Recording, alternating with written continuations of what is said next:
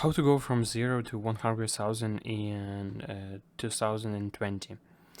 Now, generally on this channel, we show you all type of the different ways to work from home, make money online from the every corner of the internet. We score and search for the absolutely best strategies to make the little bit of the extra money. Some sites, hostels, passive incomes, work from home, make money online. But in this video, we are going to be talking about what is actually takes to go from 0 to the $100,000 in a year, because statistically, very few people are actually capable of doing this.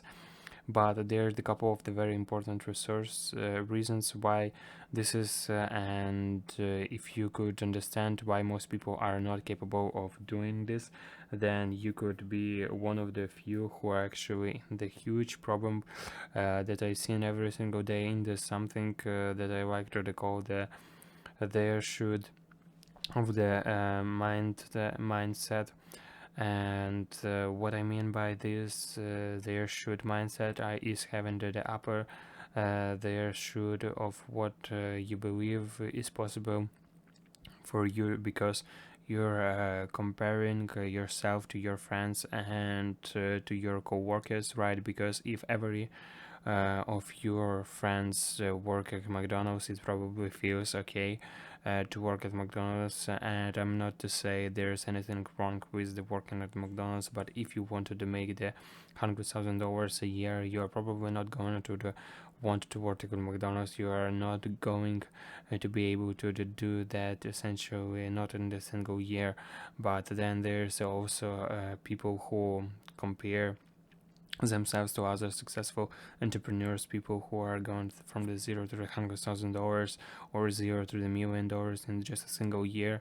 And so if that is what you are going to for is what is the three house that you're comparing yourself to, then you're actually going to work so much harder to achieve that than if you're just comparing yourself to your co-workers. So if you want to do more, you have to compare yourself to the people who have gotten more, and you can allow yourself to have the threshold in your life where you can shoot for something that was way less than what you actually want. If you want to make the $100,000 in a year, you can't compare yourself to your co-workers at McDonald's. You just can't. You are not going to actually work smart enough to ever achieve what, and people struggle all the time with what's called limiting beliefs and having limited beliefs and not believing that it's possible for your health and unfortunate side effects. I watched the speech of the Will Smith gave recently, where he said, "He who believes he who believes he can't are both usually right." So, in order to actually achieve your dreams, you first have to believe that it's possible for you to achieve your dream. And unfortunately part about the human nature, people around you subconsciously or consciously actually try to hold on the back to because they fear threefold, like they don't want to actually go out and make it as an entrepreneur, achieve your dreams. Well, they are stuck in their 9 to 5 jobs and they are capable on the working at the McDonald's, and so they will actually to tell you to know, Podric, don't go to try to do it entrepreneur, right? You don't know 80% of the business and fails. Don't you know that you're going to leave your job? You should be grateful you have this job, and they will subconsciously or consciously try to actually hold you back from the taking the actions necessary to go on and achieve your dreams. When I was thinking about leaving my jobs in a couple of the years ago, every single person and told me that I was crazy. My mom told me that I was crazy, my coworkers, my friends, my family, everyone, and they weren't going it out of the spite they weren't going of the trying to hurt me or anything, just a natural human by the natural even to the comfort zone, whether they are comfortable with what they are used to, but to be able to go from the zero to the $100,000 in a single year, and to make it out of those statistics, you have to believe that it is possible for you. And you also have to understand that most people in your life, even the people the closest to you, will subconsciously try to hold you back. And the funny thing about the confidence is the only way to truly have confidence that you can do something it by doing. But the problem with this, once you're already gone done that things is confidence isn't that important. And let me give you an example. So this is really makes sense. I know for the some facts without the shadow of the doubt that I could go from the zero to $100 a year, because I've gone to but the problem is that it's important for me to have the confidence what the difference between the who failed the success and make it out of the statistics is people who can manifest and truly believe in themselves and have the confidence that can do anything before they've actually done it before. This is how you do it's that's kind of the problem with the fake. It is still you make the memory, because I'm never gonna to recommend to the people who go out to the fake something or the way or doing anything like that, but you almost have to have the confidence before you're going to. And the only way to do that is by having the confidence that you can do it.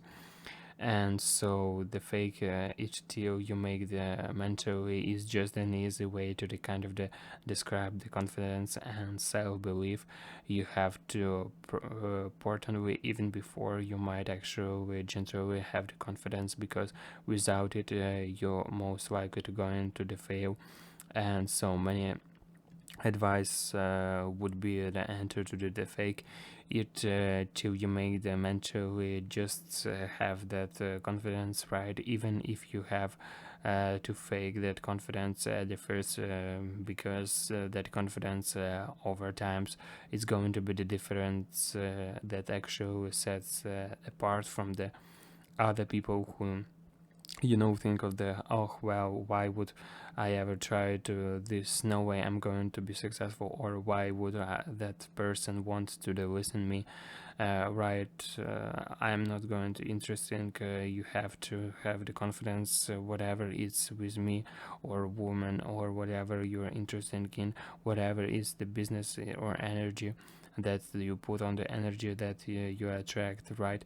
The law of the attraction is, and you have to that confidence and self-belief in yourself to have other people believe in you too. And it's really contra contributed when you are first starting out your entrepreneur journey.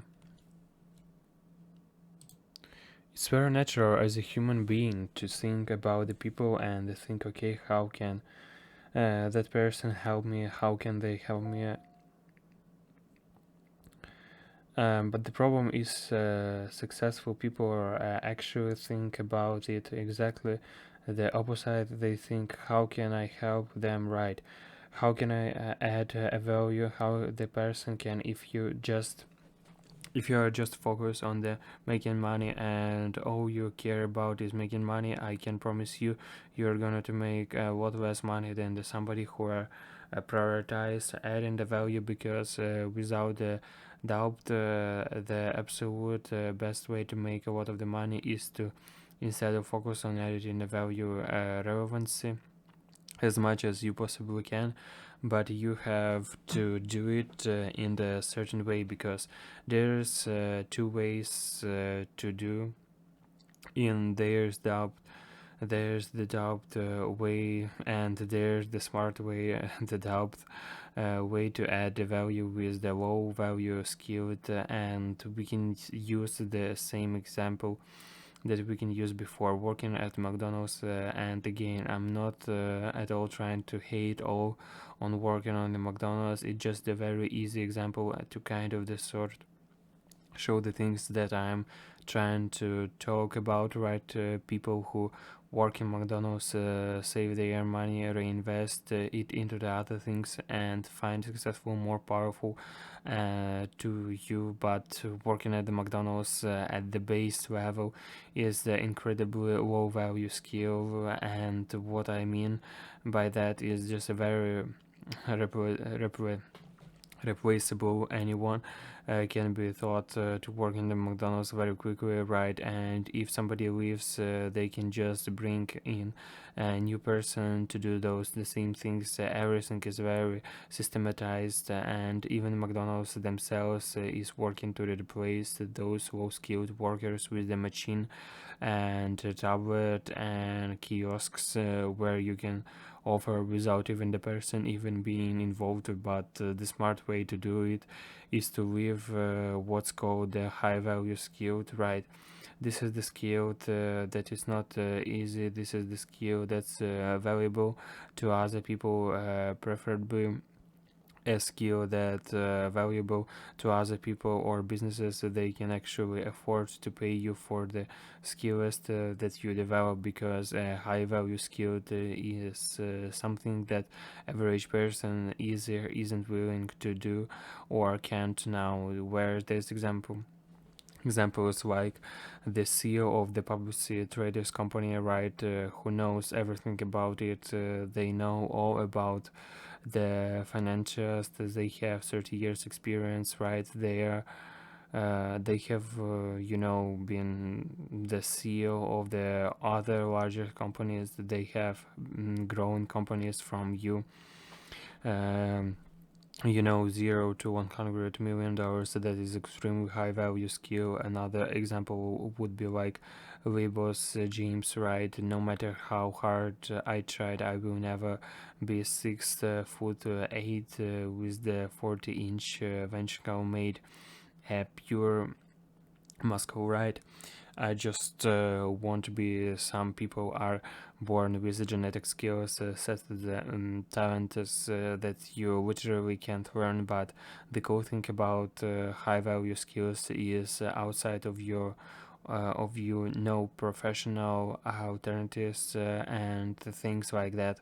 You can almost always actually learn if you are confirmed to learn a high value skill, and then you can get compensated approximately for it in the form of consulting, in the form of the creating an agency and actually offering done for you services, or even if the form of the creating a digital products or the digital course where you can teach and leverage the power of what a digital course is, right, technical, and being the mentor to the hundreds of the thousands or the tens of the thousands of the people, by those people actually logging into the memberships, watching the same videos, are feeling like they are learning on one from you, even though it's actually the passive income streams from you that points now. High value skills generally have one thing in common: they easier make other people a lot of the money with the skill sets you have, or they brings those people a lot of the happiness or value. And this a lot of them what of we could talk about here, but generally these three things that every single person everywhere needs.